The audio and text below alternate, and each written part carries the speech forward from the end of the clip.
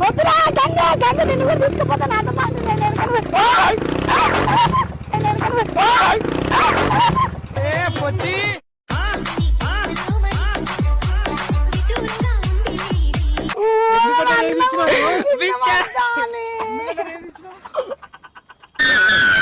మాకు ఇంట్లో mummy daddy ఉన్నారా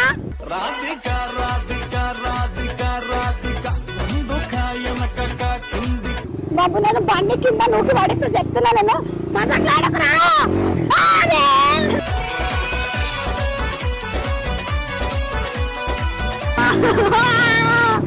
బాబు ప్లీజ్ వద్దు నిజంగా భయం అవుతుంది నాకు అలా వెళ్ళనే వద్దురా వెళ్ళ